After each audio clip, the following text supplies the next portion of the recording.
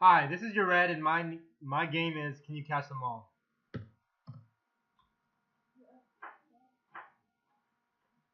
You play as a character, Catchphrase Jones, that searches faraway lands in hopes of finding rare memes. He comes across a village with information regarding nefarious creatures that claim to wield such a meme. After months of searching, he finally reaches the hideout and begins a long, arduous process of combing through hordes of enemies to get his long sought after meme.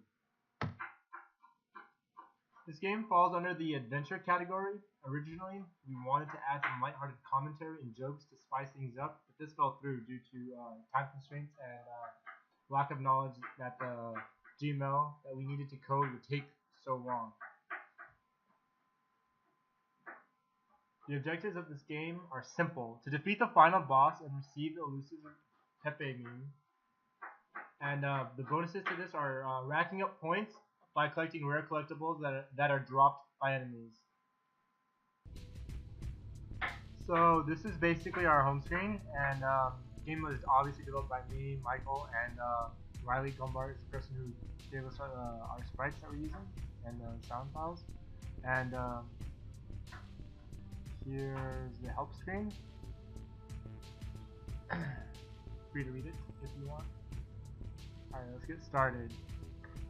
Alright, you start off on a dock, and basically you're moving towards this marshy looking area where you're hoping to find the rare Pepe meme.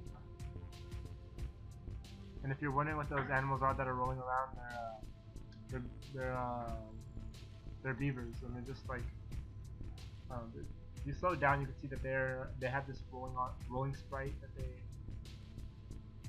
basically follow, and they have this path that they follow that's sort of like the player gets near them, like within I think 20 pixels, they start rolling towards him, and their direction, the images change to track that motion and face the player. And if they're too far away from the player, they just randomly bounce out. The frogs also have this feature where they tend to follow the player. They usually only exhibit this behavior after they hit a wall, one of the invisible walls. So like right there, the frog hit a wall and it tracked where I was and it headed in my direction. But it can only see where I am once it hits the wall. Otherwise, the game would be kind of unfair. It would just be swarmed by too many frogs. Okay. After clearing out all the enemies from this beginning area, I start to head out towards the boss chamber. And yeah.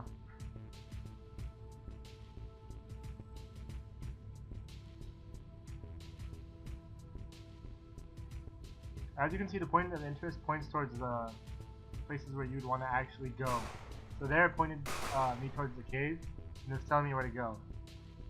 And this is that little missile you see. It's like a heat-seeking missile, and it follows the player, and it doesn't follow them throughout the whole. Like it only like heads towards the player after a certain time has passed. Because why they all move in unison, rather than just tracking his movements. That'd be kind of unfair. And yeah, and the red frog is the one. The boss frog, which you see over there, spawning. It spawns different frogs, and it also shoots out missiles. And the other frogs protect the boss. So if you take too long, it becomes nearly impossible for you to win, as you can see happen to me. Yeah, I think I die here.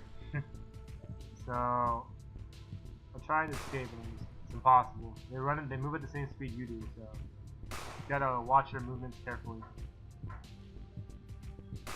And yeah, see the distance here, the distance to point of interest is pointing me towards the red frog, or the boss frog. And yep. And there's a screen that says I failed to secure the rare memes. So here's my next attempt. I just skipped most of the other parts. I just moved on to the part where, like right where after I killed the other boss. So yeah, you can see here. That the reason the color is off is because I just moved my cave level up one, so that the color scheme is never set. If you're wondering why it's different. And basically the point of interest points you to the nearest frog, because you have to clear the whole level in order to pass. So following whatever the distance to the point of interest is will tell you basically how to advance. And after clearing this, you can see that you slain the evil creature and that you actually get the rare Pepe move. So thank you. That was my game.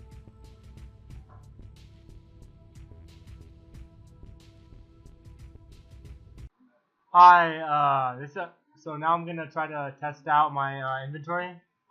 This is only for collectibles as well. We didn't have enough time to implement the actual features that were gonna be in the full game, because if we add these items now, the game would be far too easy. Look, so there's a turret, and as you can see up here in the corner, select the key to continue. If you select uh, S, that would select the special weapon. H, the health kit, and these would all have predefined slots, while the rest would be for just regular collectibles. So yeah,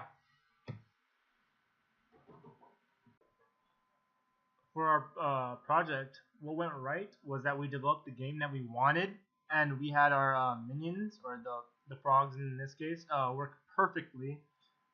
You know, because Pepe was a frog, so it correlated, and we were able to find the sprites for that. And the level was perfect as well, seeing as how it was a marshy area, and we were able to introduce frogs and other wetland creatures. And also, by using GML, it made it easier to determine what caused glitches. We used GML extensively, and what went wrong? The sprites took longer than we expected to make, definitely, and due to time it took to make sprites, there was not enough to make 3 levels.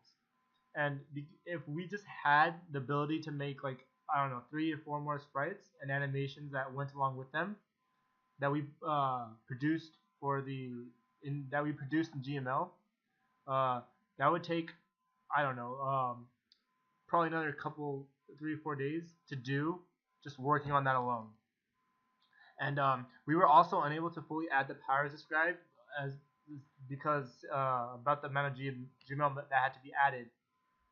Certain features were just like, we wrote out the pseudocode basically, and it was just way too much because everything interlaced. So that would be huge. It would take a lot of time.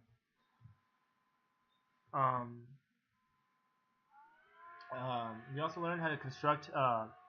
We learned how to construct bosses for a 2D game, and we learned how to make sprites from a strip as well, which is pretty interesting, I'd have to say, because I didn't know that's how they were made. As well,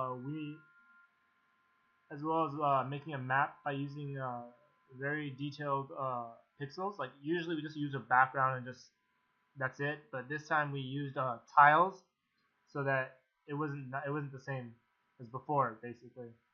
Um, we also learned how to we also use, like I said before, we learned how to use GML to add different behaviors to different enemies. Do you have any plans for the game? Yeah, we'll probably work on it in our free time in the future. You know, it's kind of fun to learn how to develop games. That's why I took this class. And we hope to add the game so that Cache Zones can obtain multiple dank memes. You know what that means? It means it's cool memes. Very popular memes.